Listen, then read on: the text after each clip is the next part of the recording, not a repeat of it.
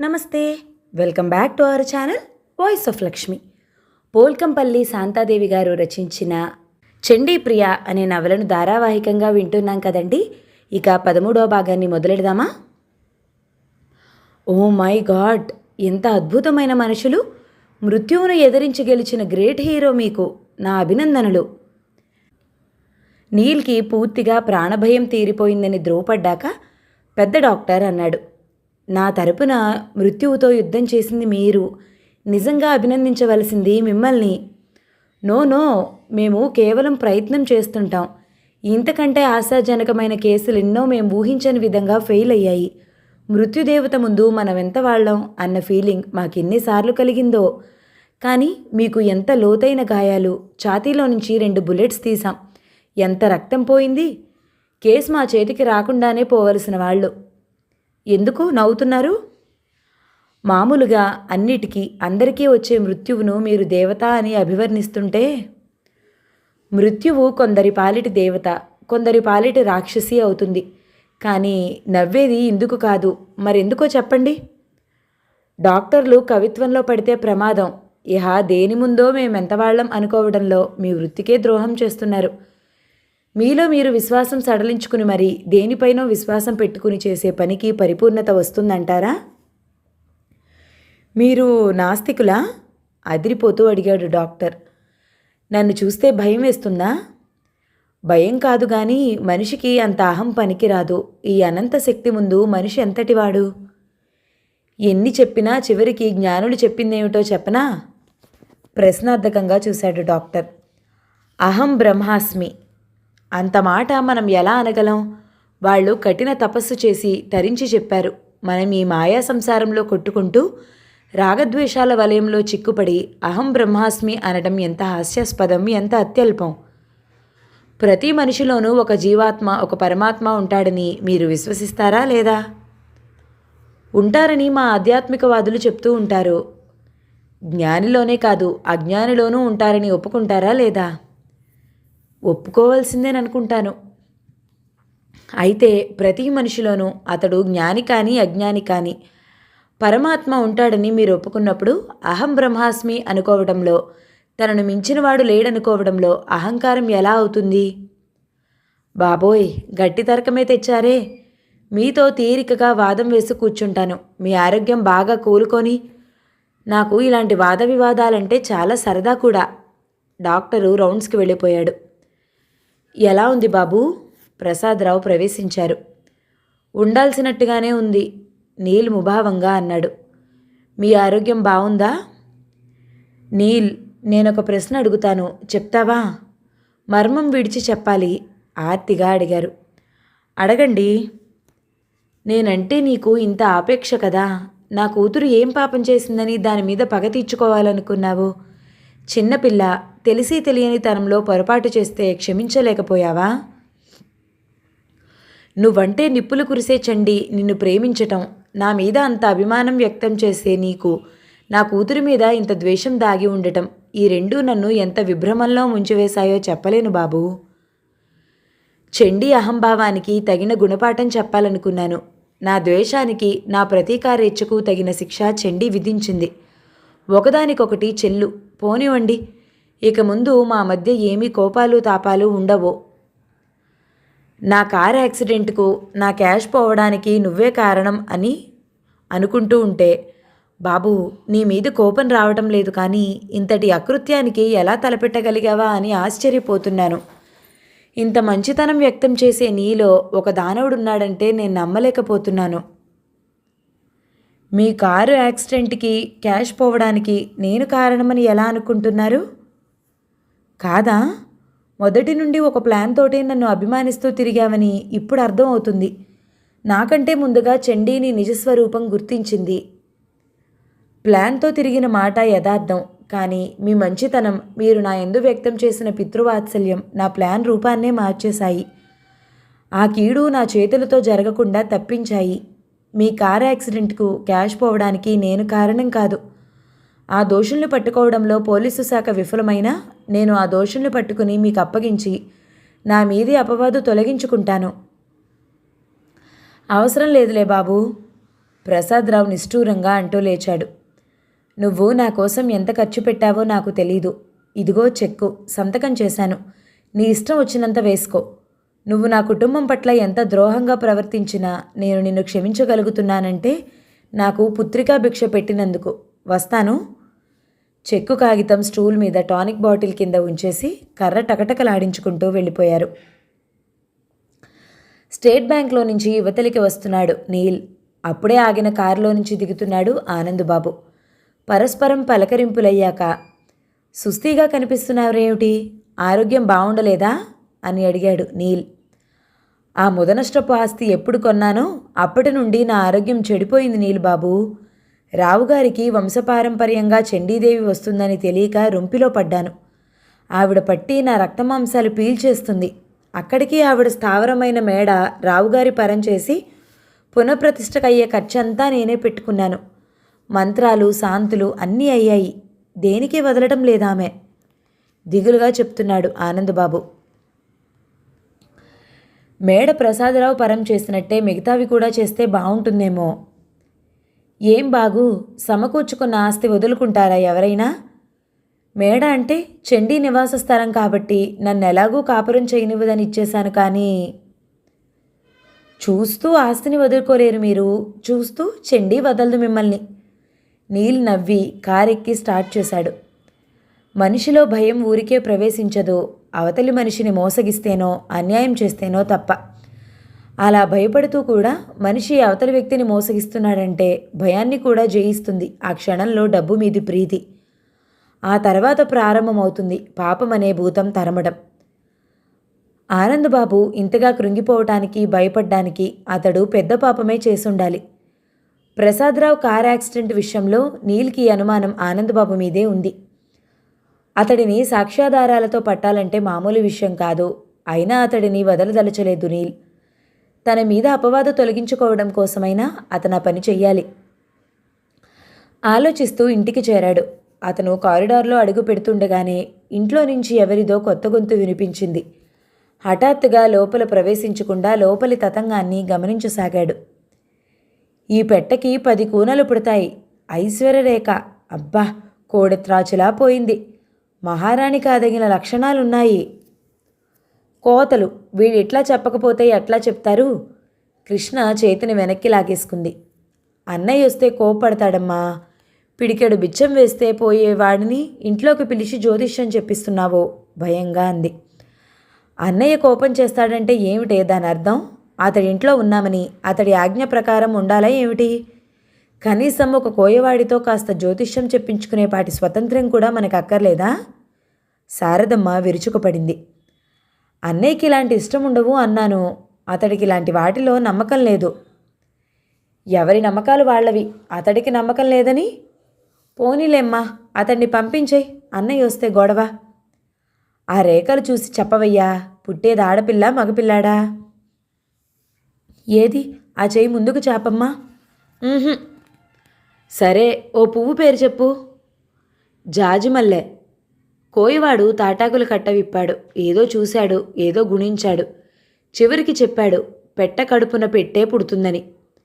భవిష్యత్తు గురించి తెలుసుకోవాలన్న కుతూహలాన్ని మించింది మరొకటి ఉండదేమో మనిషికి. రాములమ్మ ఆశగా సమీపించింది తనకి కష్టాలెన్నాళ్ళో చెప్పమని. కోయవాడు ఆమె ముఖాన్ని కొద్దిసేపు పరీక్షగా దివ్యజ్ఞానిలా చూసి, ఇంకొద్ది రోజులైతే నువ్వు గట్టెక్కుతావు. నీ కడుపున పుట్టినవాడు నిన్ను గట్టుకు చేరుస్తాడు. నీ కష్టాలు ఈడేరుస్తాడు. ఇక అంతా సుఖమే. మాట్లాడుతూ స్వర్గం వెళ్ళిపోతావు. ఒక్కనాడు పక్క మీద పడవు. రోగము రొచ్చు లేకుండా విమానం ఎక్కి వెళ్ళిపోతావు. రాములమ్మ హృదయం తాత్కాలికంగానైనా ఆనందప్రఫుల్లమైంది. నీ కొడుకు ఏం చదువుతున్నాడు పెద్దమ్మా? BA 2వ ఏడు. అతడు మళ్లీ శూన్యంలోకి దృష్టి నిగిడ్చి దివ్యజ్ఞాని ఫోజు పెట్టి చెప్పాడు. నీ కొడుకు గ్రహచారం చాలడం లేదు. ఈ సంవత్సరం పరీక్ష విజయం కాదు, గ్రహశాంతి చేయించాలి. గ్రహశాంత ఎంత ఖర్చు అవుతుంది? భయంగా అడిగింది రాములమ్మ. గ్రహశాంతి అంటే నీ తరం కాదులే పెద్దమ్మా. నేను తాయెత్తు రాసిస్తాను, కట్టు. రాసివ్వు నాయనా. రాస్తాను, కాంచనం పెట్టక్కడా. కాంచనమా? కాంచనం లేకుండా తాయెత్తు పనిచేయదు. నీవు కాంచనం ఎక్కడి నుండి తెస్తావు కానీ ₹5 దక్షిణ పెట్టు. పేదరాల్ని అంతిచ్చుకోలేను. నా దగ్గర 3 తాయెత్తు రాసివ్వు. రాములమ్మ కొంగుముడి విప్పుతూ అంది. కోయవాడు జోలులో నుంచి రాగిరేకు తీసి దానిమీద ఏదో గీసి మడిచి ఇచ్చాడు. రాములమ్మ ఇచ్చిన ₹3 కళ్ళకద్దుకుని జోలులో వేసుకున్నాడు. నా చెయ్యి కాస్త చూడవయ్యా. శారదమ్మ తన చెయ్యి ముందుకు చాచింది. శారదమ్మ హస్తరేఖలు చూసి దగ్గి, నీకు 1 పెట్ట 3 పుంజులు ఉన్నాయి. 1 పుంజు నీ చేతికి రాకుండా ఎగిరిపోయింది. వాడు చెప్పిన సంగతులన్నీ శారదమ్మకి సూటిగా తగిలాయి. అతడి విద్య మీద శారదమ్మకి మంచి గురి ఏర్పడింది. ఎగిరిపోయిన ఆ పుంజు తన మాట వినేందుకు ఏదైనా మంత్రం వేయమంది. పని పెద్దది పెద్దమ్మా, ₹25 లేందే పని జరగదు. 25 కాదు, ఎక్కువే ఇస్తాను, కానీ ఇప్పుడు ఇవ్వను. వాడు నా మాట వినాలి, నా దగ్గరికి రావాలి. అప్పుడు 25 కాదు, 116 ఇస్తాను. వెనుక దగ్గిన చప్పుడైంది. అందరూ ఒకేసారి తల తిప్పి చూశారు. అందరి గుండెలు దడదడలాడాయి. అన్నయ్య వచ్చేశాడు. వద్దని చెప్తే విన్నావా? ఏం గొడవ అవుతుందో అన్నట్లుగా చూసింది కృష్ణ. గుమ్మం పొడవునా నిల్చున్నాడతను. ఈ ఇంటి యజమాని అని, అతడికి ఇలాంటి ఇష్టం ఉండవని గుర్తించిన కోయవాడు తన జోలె భుజానికి తగిలించుకుని తొట్రుపాటుతో లేచాడు. నీల్ సమీపించి, నీ పేరేమిటి అడిగాడు. రాముడు. ఏం రాముడు? కోయరాముడా, దొంగరాముడా? అతడు కోపం తెచ్చుకుని, దొంగతనం చేయాల్సిన కర్మేమిటి నాకు? కొండ విద్యతో పొట్ట పోషించుకుంటున్నాను అన్నాడు రోషంగా. సరే, నా చెయ్యి కాస్త చూద్దువు, పద నా గదిలోకి. అతడు తమనేమీ ప్రశ్నించకుండా వెళ్ళిపోతున్నందుకు గుండెల మీద బరువు దిగిపోయినట్టుగా తేలిగ్గా ఊపిరి పీల్చుకున్నారు. అసలు అలాంటి వాటిలో ఎంతమాత్రం నమ్మకం లేని అతడు నా చెయ్యి చూద్దు పద అంటూ అతడిని పైకి తీసుకెళ్లాడు. వాడి భరతం పట్టాడు కదా అని భయపడ్డారు కూడా. అతడిని తన గదిలోకి తీసుకువెళ్ళి కుర్చీ చూపి కూర్చోమని చెప్పి, నువ్వు నిజంగానే కోయవాడివా అని ప్రశ్నించాడు నీల్. నేను కోయవాడిని కాదని మీరు రుజువు చేయగలరా? బింకంగా ఎదురు ప్రశ్నించాడతను. నేను రుజువు చేయడమేమిటి? కృత్రిమమైన నీ భాషే రుజువు చేస్తుంది. నువ్వెంత జుట్టు పైకి ముడివేసి ఈక దూర్చినా, మెళ్ళో ఎన్ని పూసల పేర్లు వేసుకున్నా, నువ్వు పొట్ట కోసం కోయవేషం వేసుకున్నావని నేను చెప్పగలను. అది నీ బ్రతుకు తెరువు. దాన్ని ఆక్షేపించే అధికారం నాకు లేదు. తాయెత్తులంటూ మంత్రాలంటూ డబ్బు గుంజుతున్నావే, ఆ పద్ధతే బాగలేదు. అతడు గడుసుగా నవ్వాడు. బ్రతుకు అన్నది మీరేగా. ఎంతవరకు చదివావు? ఇంటర్ పాస్ అయ్యాను. జ్యోతిష్కుడి పాత్ర ఎలా నిర్వహిస్తున్నావు? సింపుల్. ముందుగా విశేషీకరణ చేసి అతడి ఊరు పేరు వివరాలన్నీ అడిగి తెలుసుకున్నాడు నీల్. నీకో పని అప్పచెప్తాను. దాన్ని విజయవంతంగా నిర్వహించావంటే నీకు చక్కటి బహుమతి ఇస్తాను. అతడి పేరు రాముడు కాదు, రామారావు. ఉత్సాహంగా, చెప్పండి సార్, నా వల్ల ఏదైతే తప్పకుండా చేస్తాను అన్నాడు. నీల్ ఆనందబాబు గురించి చెప్పి రామారావు ఆడవలసిన నాటకం గురించి చెప్పాడు. ఆనందబాబుకు దైవభీతి పాపభీతి ఉన్నాయి, కానీ అంతకు మించి డబ్బు ప్రీతి ఉంది. పాపానికి భయపడుతూనే పాపపు పనులు చేయడానికి వెరవడు. నీ నాటకంతో అతడి అసలు స్వరూపం బయటపెట్టాలి. చండీదేవి దృష్టి తన మీద పడిందని నమ్ముతున్న ఆనందబాబును ఆ నమ్మకం ద్వారానే అతడి ఆట కట్టించాలి. కొండరాజులం కుర్ర్ కుర్ర్. నడు నడు. గేటు దగ్గర మనిషి అడ్డగించినా పట్టించుకోనట్టుగా లోపలికి నడిచాడు రామారావు. హాల్లో బాలీసు నానుకుని ఎవరితోనో మాట్లాడుతున్నాడు ఆనందబాబు. కొండరాజులం. లోపలికొచ్చావేం? బయటికి నడు. ఆనందబాబు కసిరాడు. రామారావు ఆనందబాబు ముఖంలోకి చూస్తూనే హఠాత్తుగా అతడి కాళ్ల దగ్గర సాష్టాంగపడ్డాడు. తల్లి కొండదేవత, ఇక్కడ ఈ రూపంగా సాక్షాత్కరించావా? అపర చండీస్వరూపమై.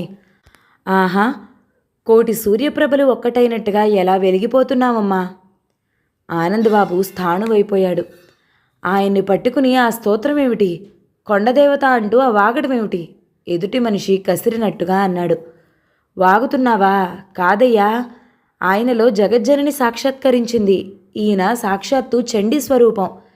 కానీ ఎందుకో ఆ తల్లి చల్లగా లేదు. కళ్ళలో నిప్పులు కురిపిస్తుంది, నాలికలు చాస్తుంది, త్రిశూలం పైకెత్తుతోంది. ఈ ఆగ్రహం ఎవరి మీద? ఓహో, తెలిసింది, అంతా తెలిసింది. ఆనందబాబు ముఖం పాలిపోయింది. ఏమిటండి వీడిలా వాగుతున్నాడు? ఎదుటి మనిషి ఆశ్చర్యంగా అడిగాడు. ఆనందబాబు చటుక్కున లేచి, మీరు సాయంకాలం వస్తారా అన్నాడు. మీరు వీడి మాటలు నమ్ముతున్నారా?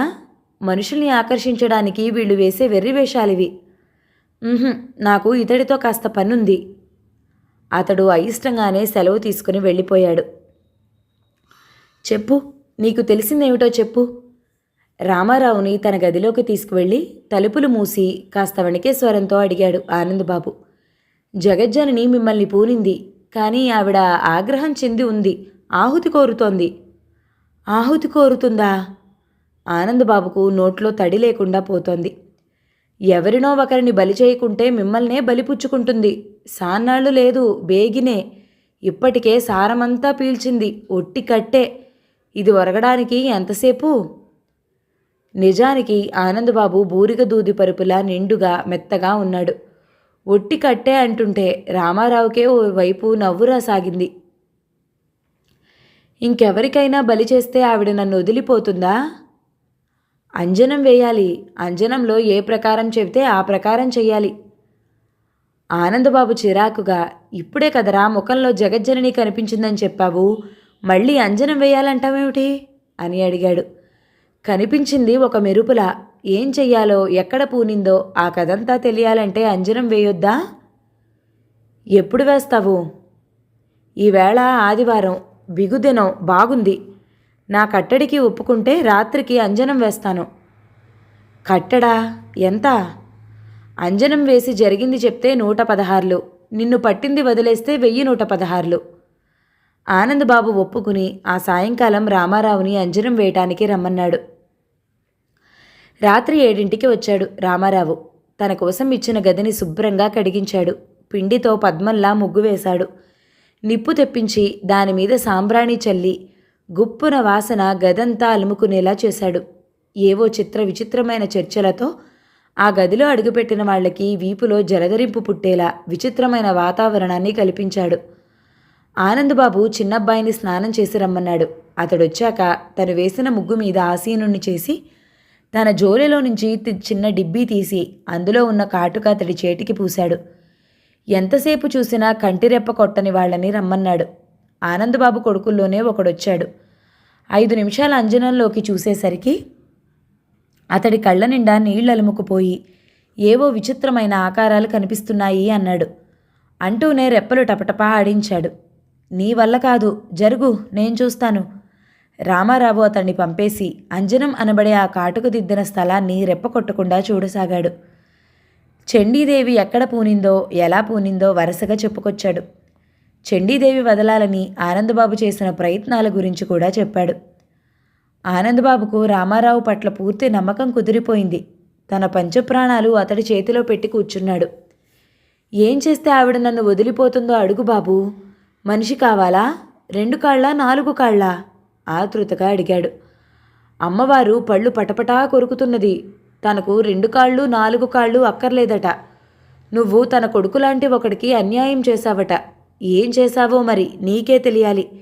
నీ మీద పగ తీర్చుకొనిదే వదలనంటోంది. ఎలాగైనా ఆవిడ వదిలిపోయేలా చూడు బాబు. నీకు 1116 కాదు, ఇంకా ఎక్కువే ఇచ్చుకుంటాను. నా సంగతి వదిలి ముందు అమ్మవారి సంగతి చూడవయ్యా. పొలాలు రిజిస్టర్ చేయించుకున్న కాగితాలట, దొంగిలించిన డబ్బట. అవి ఇక్కడికి తీసుకురమ్మంటోంది. దొంగిలించిన డబ్బేమిటి? ఆనందబాబుకి చెమటలు కారిపోతున్నాయి. ఆ సంగతి అమ్మవారికి నీకు తెలియాలి. నాకేం తెలుసు? అంజనంలో అమ్మ ఆజ్ఞ ఇస్తోంది. నేను చెప్తున్నాను. ఇహ నీ ఇష్టం. బేగితేవయ్యా. అమ్మవారు వెళ్ళిపోయిందంటే తిరిగి రప్పించడం నా తరం కాదు. ఇహ నీ కర్మ నువ్వు అనుభవించాల్సిందే. రిజిస్టర్ కాగితాలు, బ్రీఫ్ కేసు తెచ్చాడు ఆనందబాబు. రామారావు ముందుంచాడు. కళ్ళు మూసుకో. నీ తప్పు నోటితో ఒప్పుకుని అమ్మవారిని క్షమాపణ కోరుకో, లెంపలేసుకో. చెప్పినట్లు చేశాడు ఆనందబాబు. అమ్మవారు ఆ కాగితాలు తగలబెట్టమంటోంది. అవెందుకు తగలబెట్టాలి? అమ్మవారు చెప్పినట్టు చేయవయ్యా. బ్రతకాలనుందా లేదా? తగలేయడానికి అవి ఉత్త కాగితాలా?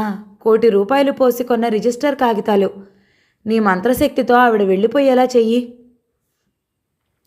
జగజ్జననికి మంత్రం వేసే మనగాడెవడయ్యా? ఆమెను అంజనంలోకి ఆహ్వానించడానికే నా తాతలు దిగొచ్చారు. రామారావు తీక్షణంగా చూశాడు. ఆవిడకి కావలసింది నా ప్రాణమే అయితే తీసుకోమను. నేను సంపాదించిన ఆస్తి నా పిల్లలైనా అనుభవిస్తారు కదా, మొండిగా అన్నాడు. పిల్లల్ని కూడా అనుభవించనీయదట, వాళ్ళని కూడా బలి తీసుకుంటుందట. నీ వంశమే నిర్వంశం చేస్తుందిట. ఆనందబాబు తల పట్టుకున్నాడు. ఆ రాత్రే తాను తీసిన ఫోటోలు టేప్ రికార్డర్ నీల్కి అందచేశాడు రామారావు. టేప్ రికార్డర్ ఆన్ చేసి తృప్తిగా తల పంకించాడు నీల్. మర్నాడే ఆనందబాబు అరెస్ట్ అయ్యాడు. ఒక్కసారిగా కొండ మీద నుండి ఎలా దొర్లిపడ్డానో అలానే కొండ చేరాను. ఈలోగా ఎన్ని బాధలు చూశాను, ఎన్ని బరువులు అనుభవించాను, ఎన్ని జీవిత సత్యాలను తెలుసుకున్నాను. ఈ మధ్యన నా దగ్గరికి వచ్చిన ఒక ఆత్మీయుడిని పోగొట్టుకున్నాను. ఇహ అతడి మనసును పొందటం ఎంత దుర్లభమో నాకు తెలుసు. ఒక బరువైన నిట్టూర్పు విడిచారు ప్రసాదరావు. కోర్టులో నీల్ కనిపించాడే కానీ తనతో మాట్లాడలేదు, తన వైపు చూడలేదు. ఒక విధంగా నీల్ తనకి దూరమైపోయినట్టే అనుకుంటున్న ప్రసాదరావుకు చెప్పలేని సంకటంగా ఉంది. ప్రియ అక్కడే ఉంది, శ్రోతగా కాదు, తనకేం సంబంధం లేనట్టుగా. నా ఆస్తి నా చేజిక్కిందన్న సంతోషం నాకేం లేదు. ముందు నా బాధ్యతలు పూర్తి చేసుకోవాలి. నిన్నో ఇంటిదాన్ని చేస్తే నా ఆయువు ఎప్పుడు పరిసమాప్తమైనా పర్వాలేదు. మన బంధువులలో వరాన్వేషణ చేయడం నాకిష్టం లేదు. నీ బంధువులు ఎంత చెడ్డవాళ్ళో ఈ మధ్యకాలంలో చూశాను. డబ్బు ముఖం చూసేవాళ్ళు అసలు బంధువులు కాదు, అసలు మనుషులే కాదు. అమ్మా, నీ మనసుకు కష్టమైనా ఈ తండ్రి కోసం ఒప్పుకోవాలి. ప్రియ ప్రశ్నార్థకంగా తండ్రి ముఖంలోకి చూసింది. నిన్ను అనిల్కి ఇవ్వాలని నేను మనసారా కోరుతున్నాను. అతడంత యోగ్యుడిని నేను మరెక్కడా చూడలేదు. స్వశక్తితో పైకి వచ్చినవాడు, రేపో మాపో డిప్యూటీ కలెక్టర్ కాబోతున్నాడు. ఆనాడు ఏ అంతస్తైతే లేదని చిన్నచూపు చూశావో ఈనాడు అతనికి అది ఉంది. ముఖ్యంగా నువ్వంటే మనసున్నవాడు. నాన్న, అరిచింది ప్రియ. పెళ్ళి తప్ప ఇంకేమైనా మాట్లాడండి, ఇంకెప్పుడు ఆ ప్రసక్తి తీసుకురాకండి. తీసుకొచ్చారా? నేను నేను నేను ఆత్మహత్య చేసుకుంటాను. విసురుగా లేచి వెళ్ళిపోయింది. స్థాణువైపోయారు ప్రసాదరావు. తానెంతో జాగ్రత్తగా పెంచాననుకుంటున్న చండి చివరికి ఎలా తయారైంది? ఎవరి నీడ చూసినా అసహించుకునే అతడిని ప్రేమించడమా? హత్య చేయడానికి కూడా పూనుకోవడమా? ఎంత విచిత్రంగా తయారైంది. చండీని తను చక్కగా గృహిణిగా చూడాలనుకున్నాడు. ఆ ఉద్దేశానికి అనుగుణంగానే ఆమెను పెంచాడు. కానీ ఎందుకు ఇలా జరిగింది? జీవితంలో పెళ్లి చేసుకోకూడదని భీష్మించుకున్న ఘోటక బ్రహ్మచారిని ప్రేమించి తన కూతురు ఎంత అయోమయంలో పడిపోయింది. ఈ కూతుర్ని చూస్తూనా తన శేష జీవితం వెళ్ళబుచ్చటం. చండీమాత, ఈ దీనుడికి ఎటువంటి సంకట పరిస్థితి తెచ్చిపెట్టావమ్మా. చండీ కూడా నీ కూతురు లాంటిదే. ఆమె జీవితం నీ చేతుల్లో పెడుతున్నారు. నీ ఇష్టం వచ్చినట్లు చేసుకో. నిస్సహాయంగా కళ్ళు మూసుకున్నారు. ఒకరోజు వైకుంఠం వచ్చాడు. హరివిల్లులో సంతోష్మా అనే యోగిని వచ్చి వెలిసిందని, ఆమె ఆహారం లేకుండా జీవిస్తున్న మహానుభావురాలని, ఆమె దగ్గరికి భక్తులు తండోపతండాలుగా వెళుతున్నారని, ఆవిడ చేత్తో విభూతి ఇస్తే కోరికలన్నీ ఈడేరుతాయని, ముఖ్యంగా అమ్మాయి మనసు మారడం కోసమైనా సంతోష్మా దర్శనం చేసుకురమ్మని సలహా ఇవ్వడమే కాదు, పోరు పెట్టాడు. మీదంతా పిచ్చి వైకుంఠం గారు. ఎవరి కర్మ వాళ్ళు అనుభవించాల్సిందే కానీ ఈ సంతోషమాలు సాయిబాబాలు ఏం చేస్తారు? అలాగంటే ఈ ప్రపంచంలో ఇందరు స్వాములు, అమ్మలు, బాబాలు ఎందుకు వెలిసారంటారు? ఏ పుట్టలో ఏ పావుంటుందో. మీరొకసారి అమ్మాయిని వెంటబెట్టుకు వెళ్ళిరండి. అమ్మాయి మనసు మారటం అన్న మాట మనసులో పెట్టుకుని కేవలం తన ఆరోగ్యం కోసమే వెళుతున్నట్టుగా చెప్పి కూతుర్ని తనతో రావడానికి అంగీకరింపచేశారు ప్రసాదరావు. టాక్సీలో బయలుదేరారు హరివిల్లుకు. ఎక్కడో మారుమూల ఉన్న హరివిల్లు పేరు చాలామంది నోళ్లలో నానుతోంది ఇటీవల. జనం ప్రవాహంలా సాగిపోతోంది హరివిల్లుకు. కార్లు, టాక్సీలు, లారీలు, వ్యాన్లు. ఓ, సంతోష్మా విడిది చేసిన తోట ఒక తీరునాళ్లలా ఉంది. ఆ పరిసరాల్లో 10-12 హోటళ్లు వెలిశాయి. చిన్న చిన్న బడ్డీలకు లెక్కే లేదు. శుక్రవారం, మంగళవారం జనం వరద వచ్చినట్టు వచ్చి పడతారు. టాక్సీ సంతోష్మా విడిది చేసిన తోట ముందు ఆగింది. ప్రసాదరావు, ప్రియా దిగారు. ఆ రోజు శుక్రవారం కాబట్టి చూస్తూ ఉండగానే రష్ పెరిగిపోసాగింది. ఎవరో కొందరు జనాన్ని క్యూలో నిలబెట్టేస్తున్నారు. ఈ క్యూలో నిలబడాలంటే తమ వల్ల ఏ పని కాదు. తొందరగా అమ్మ దర్శనం చేసుకుని వెళ్ళిపోవటం మంచిదని ఆలోచిస్తూ అటూ ఇటూ చూస్తున్న ప్రసాదరావుకి ఒకచోట ఎవరితోనో మాట్లాడుతూ నీల్ కనిపించాడు. ఆయన ప్రాణం లేచొచ్చినట్టుగా అయి గబగబా నీల్ను సమీపించాడు. నువ్వెప్పుడొచ్చావు నీల్? నిన్ననే. నువ్విలాంటి చోటికొచ్చావంటే ఆశ్చర్యంగా ఉందే. రావాలని రాలేదు, పొలాలు చూస్తూ వస్తున్నాను. ఓ మరిచాను, ఇది మీ ఊరు కదూ? నువ్వు చెప్పే వరకు నాకు జ్ఞాపకమే రాలేదు సుమి. నీల్ పక్కన నిల్చున్న అతడిని చూస్తూ ఈ అబ్బాయి ఎవరు అని ప్రశ్నించారు. అన్నా అని పిలిచే ఒక తమ్ముడు. నా వ్యవసాయం ఇతడు చూస్తూ ఉంటాడు. నా పేరు కృష్ణమోహన్, అగ్రికల్చర్ బీఎస్సీ చేశాను. ఈ అన్నగారి సహాయంతోటే. అతడు తనని పరిచయం చేసుకున్నాడు. క్యూలో నిలబడాలంటే నా వల్ల కాదు. తొందరగా దర్శనం చేసుకునే మార్గం ఏదైనా ఉంటే బావుండును. 25 రూపాయలు ఇస్తే మరో దారిన లోపలికి తీసుకుపోతారు. క్యూలో నిలబడే వారికి కూడా ₹1/2 టికెట్ ఉంటుందనుకుంటాను, కృష్ణమోహన్ చెప్పాడు. అన్నం నీళ్లు అక్కర్లేని ఆవిడకి డబ్బెందుకు? నీలు ప్రశ్నించాడు. ఆవిడకి అక్కర్లేదు. ఆమె జన్మస్థలంలో ఆశ్రమం ఏదో కట్టిస్తుందట. ఆమె భక్తులు వసూలు చేస్తున్నారు డబ్బు. ఆహారం లేకపోయినా బ్రతకగల మనిషి. ఆవిడ విభూది ఇస్తే చాలు, కళ్ళు పోయిన వాళ్లకు కళ్ళు, కాళ్ళు పోయిన వాళ్లకు కాళ్ళు వస్తున్నాయట కదా. పెద్ద పెద్ద డాక్టర్లకి చేతకారి జబ్బులను చేత్తో తాకి నయం చేస్తూ ఇన్ని మహిమలు ప్రదర్శించే ఈవిడ డబ్బును సృష్టించుకోలేదా? అసలు ఆశ్రమమే అలావుద్దీన్ అద్భుత దీపంలోలా సృష్టించుకోలేదా? సమయం వస్తే చాలు విమర్శించడం మానని నీల్ అన్నాడు. తండ్రి వెళ్ళిన దిక్కుగా చూసిన ప్రియకి నీల్ కనిపించాడు. ఆమె ముఖం క్షణంలో వివర్ణమైంది. రివాల్వర్తో అతడిని గాయపరిచి తను స్పృహ తప్పి పడిపోయాక అతడిని చూడటం అదే ప్రథమం. తను చేసిన గాయాలు ప్రపంచానికి తెలిసాయి. అతడు తన గుండెలో చేసిన గాయాలు ఈ ప్రపంచానికి కనపడతాయా? అదే సమయంలో ప్రియ గురించి నీల్తో చెప్తున్నారు ప్రసాదరావు. ప్రియ వైపు నడిచి వస్తూ, బంగారు బొమ్మలా ఉండే నా కూతురు ఎలా తయారైందో చూసావా? ఒక్క పూట భోజనం, అది చప్పిడి మెతుకులు పట్టెడు. మరో లోకపు మనిషిగా తయారైంది బాబూ. పెళ్లి ప్రసక్తి తీసుకురానివ్వదు. పెళ్ళంటే నా శవమే చూస్తామంటోంది. నిన్ను ఆమె ద్వేషించినప్పుడు నేనెంత వ్యధ అనుభవించానో ఇప్పుడు ఆమె నిన్ను ప్రేమిస్తున్నందుకు రెట్టింపు వ్యధను అనుభవిస్తున్నాను. ఇటు ఎన్నాళ్ల నుంచో సాగుతున్న నీ బ్రహ్మచర్య దీక్ష, అటు నీకోసం నా బిడ్డ స్వీకరించిన బ్రహ్మచర్య దీక్ష. మీ ఇద్దరినీ తలుచుకుని నేను పిచ్చెక్కిపోతున్నాను. ఒక్కగానొక్క కూతురు ఎలా పెంచాను, చివరికి ఎలా తయారైంది. నా కళ్ల ముందే కృంగి కృశించిపోతోంది. సంతోష్మా కృపతో నా బిడ్డ మనసు మార్చుకుని మనుషుల్లో పడుతుందేమోనని వచ్చాను. సమీపించాక పరిశీలనగా చూశాడు నీల్ ప్రియని. తొలినాడు ఆమెను చూసిన దృశ్యం కళ్ల ముందు కదిలినట్టయింది. నీరెండలో పోతపోసిన బంగారు విగ్రహంలా మెరిసిపోయిన చెండియేనా ఈమె? ఎంత చిక్కిపోయింది. 25 రూపాయలిచ్చి మరో దారిన సంతోష్మా దర్శనం చేసుకునే ఏర్పాటు చేశాడు కృష్ణమోహన్. నీల్, నువ్వు రాకూడదు? నేనెందుకండి? నీకిలాంటివంటే నమ్మకం లేదు కదా, చూస్తేనైనా. కృష్ణమోహన్ కూడా వాళ్లతో బయలుదేరాడు. ఒక అతడు వచ్చి మరో దారిన సంతోష్మా ఉన్న చోటకి వాళ్ళని తీసుకువెళ్ళాడు. సంతోష్మా ఆమె కోసం నిర్మింపబడిన పాకలో ఎత్తైన ఆసనం మీద పరిచిన పులిచర్మం మీద కూర్చుని ఉంది. కాషాయం రంగు చీర ఒకటి చుట్టుకుంది. తలమీదుగా పమిట వేసుకుంది. మెడలో లావుపాటి రుద్రాక్షమాలలు, 3 విభూది రేఖలు నుదుటన ఉన్నాయి.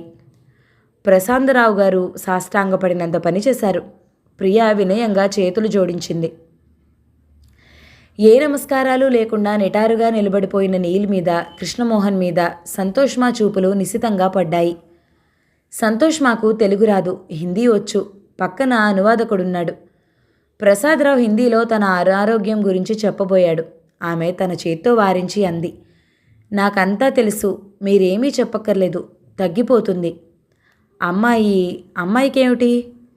అమ్మాయి పెళ్లి చేసుకోనని భీష్మించుకుంది. ఆమె మనసు మార్చుకునేలా అనుగ్రహించాలి. తప్పకుండా మార్చుకుంటుంది. ఈ సంవత్సరమే మీ అమ్మాయికి పెళ్ళవుతుంది. ప్రియముఖం బాగా ఎర్రబారిపోయింది. తండ్రి ఇలా అడుగుతాడని ఎంతమాత్రమూ అనుకోలేదు. అది నీల్ పక్కనుండగా. మీకంతా తెలుసునంటున్నారు, ఏం తెలుసు? ఆయనకి ఉన్న అనారోగ్యం ఏమిటో చెప్పండి, నీలు ప్రశ్నించాడు.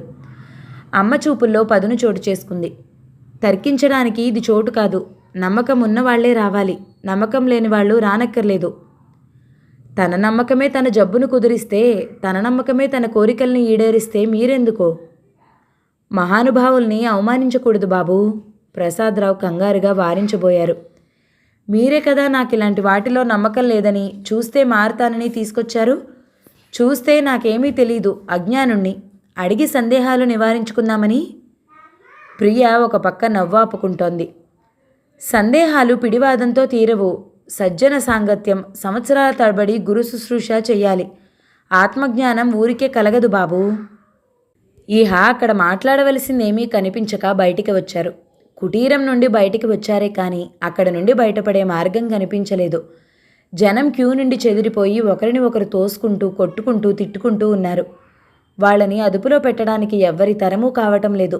జనం వచ్చి మీద పడటంతో కర్ర పట్టు తప్పి కింది పడిపోయారు ప్రసాదరావు. పడటమే బోర్లాగా పడ్డారు. నీల్కి ఆయన భుజాలు పట్టి లేవదీసి గుండెలు కాంచుకుంటూనే తెలిసిపోయింది ప్రాణం పోయిందని. ఆయన ముఖం నిండా తెల్లటి గుడ్డల నిండా దుమ్ము. ఆయనకి స్పృహ తప్పిందనుకున్న కొందరు లోపలికి పరిగెత్తి సంతోష్మాను తీసుకొచ్చారు.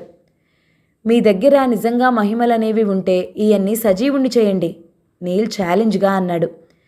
ఏ మహాత్ముడికి మనిషికి ప్రాణాలు పోసే శక్తి ఉండదు. మహిమ అనేది ఉంటే బాధల్ని ఉపశమింపచేయడానికి, మనశ్శాంతిని కలుగు చేయడానికి మాత్రమే ఉపయోగపడుతుంది. అయినా ఈ జీవులు పుట్టడం గిట్టడం అంతా భగవద్విలాసం. దీనితో నువ్వు మనుష్యమాత్రుడు జోక్యం కలిగించుకోగలడా? మీరు మనుష్యమాత్రులని ఒప్పుకున్నారు కదా, ఆ సంగతే ఈ గొర్రెల మందకి చెప్పి వాళ్ళ అజ్ఞానాన్ని పోగొట్టండి. తండ్రి గుండెల మీద పడి విలపించసాగింది ప్రియ. నిశ్శబ్దంగా నిష్క్రమిస్తున్న సంతోష్మాను వెర్రిముఖాలేసుకుని చూస్తున్న జనాన్ని చూస్తుంటే నీలికి చెప్పలేని చిరాకు కలిగింది. పోయిన కాళ్ళు కళ్ళు తెప్పించే సంతోష్మా ఒక మనిషికి ప్రాణం పోయలేదా అన్న ఆలోచన ఒక్కడికైనా కలిగిందా? కళ్ళొచ్చాయని, కాళ్ళొచ్చాయని, వచ్చాయట అని చెప్పడంతోనే ప్రచారం అయిపోతాయి. నిజంగా కళ్ళొచ్చిన వాళ్ళు, కాళ్ళొచ్చిన వాళ్ళు ఉన్నారా అని వెతుకుతూ పోతే ఒక్కడూ చిక్కడు జిజ్ఞాసకుడికి. మందులు మంత్రాలు వేసే అపూర్వమైన శక్తి కాలానిదని గుర్తించక ఆ మహిమ ఇలాంటి సంతోష్మాలకు ఆపాదించి వీళ్లకు భజన పరులుగా తయారవుతారు. సంతోష్మాలు, సాయిబాబాలు వెలుస్తున్నారంటే మనుషుల మౌఢ్యాన్ని ఆధారం చేసుకునే కానీ వాళ్ల శక్తి వల్ల, మహిమల వల్ల కాదు. 13వ భాగం సమాప్తం. 14వ భాగంలో ఈ ధారావాహిక ముగింపును వినేద్దామండి. నవల మీకు నచ్చినట్లయితే లైక్ చేయండి, షేర్ చేయండి, మంచి కామెంట్ చేయండి. మన ఛానల్ని తప్పకుండా సబ్స్క్రైబ్ చేయండి. Thank you so much for watching. నమస్తే.